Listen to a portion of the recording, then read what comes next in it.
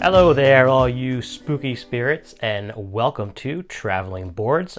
My name is Anthony, and this is a brief overview of Disney's The Haunted Mansion: Call of the Spirits. This game is obviously based on the very popular Walt Disney Park attraction, The Haunted Mansion, which, if you've never been on, add to your bucket list of things to do, because it is pretty amazing. This game is really pulled right from that ride. There are many aspects of the attraction that you will recognize in this game, and the theme really does come all the way through. In general, players are going to be moving around the Haunted Mansion using the endless hallway, which is an actual spinning part of the board. Very neat. And they're going to be trying to meet as many ghosts as possible, while also trying to avoid being too haunted. The main mechanic of this game is something called set collection, which, as it sounds, means you're trying to collect sets of different cards. Now, all cards are pretty unique and they do things in different ways, but for the most part, the more of a particular type of card you can collect, the more points you're going to get, with a couple of caveats here and there. And most of these cards also have some kind of an action that you're going to do when you collect them. Whenever you collect these cards, you are going to put them face up in front of you because they need to be visible for all players at all times. So, for example, there are some musician ghosts where you really just want as many as possible. If you only get one of them, it's 1 point. If you have two, you get 4 points. If you get three, 9, etc., etc.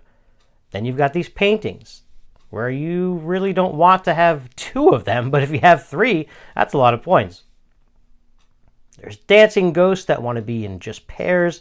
There's tea party ghosts that are going to make you move the hitchhikers, which we'll get to in a minute. And there's also the classic from that song, the Grim Grinning Ghost. Those are great because they let you score points and get rid of some of these haunt cards, which, by the way, are bad.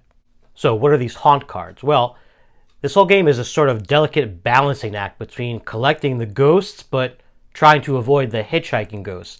Whenever they get in the same spot as you, they're going to make you draw these haunt cards. Now, they've got a value 1 through 3 on them, and that's important because at the end of the game, everyone's going to reveal their total value of these haunt cards, and the person with the most is going to have to get rid of some of their ghost cards, thus really knocking their score down a bit.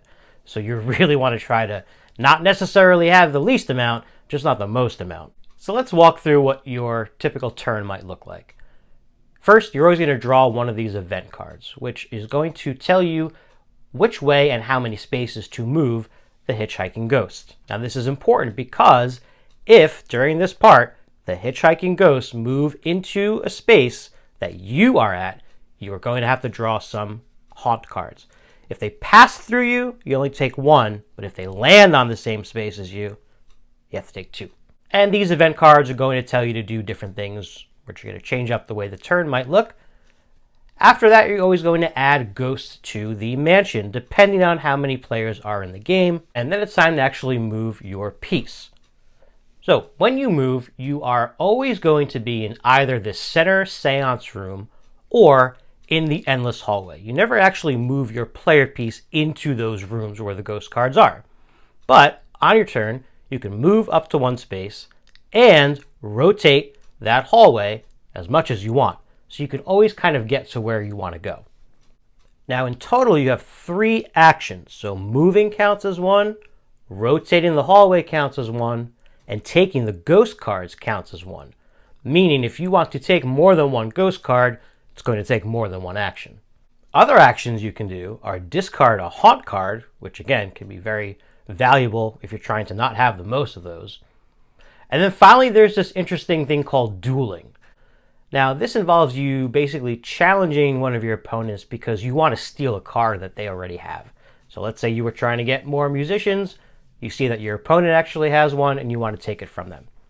You challenge them to a duel, and then both of those players are going to secretly bid a number using this dial. The dial goes from 0 to 3. Each player is going to secretly pick one, and the number that you're picking is the number of haunt cards that you are willing to draw in order to get that ghost that you want. So when both players pick, They reveal their bids, and whoever's got the highest number gets that ghost card. If there's a tie, the player that already had the card is going to keep it. But regardless, both players have to draw that number of haunt cards. So it's a very interesting aspect of this game. You want to steal stuff from people, but you're gonna kind of pay for it. And if you're the person who already has the card, you're gonna pay for it if you want to try to defend. Now you can bet zero and kind of call the bluff, but you never know. Eventually, you'll get to an event card that says it's the last round, and so you'll finish out the game, and it's time for scoring. Each player is going to score all their sets of ghosts that they've collected, but first, it's time to reveal and see who is the most haunted.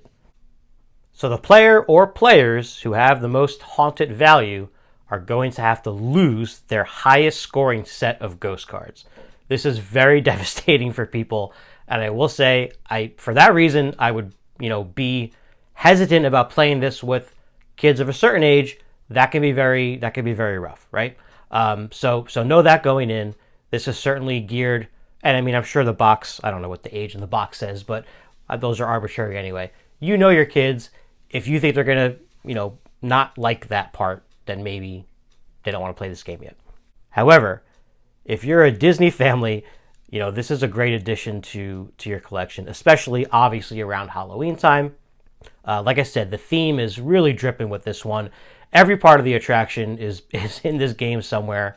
They've got even the stretching portraits, from the first room you go in. That's a set of things you can collect. There's the dancing ghost and the tea party, and there's the kind of creepier ones.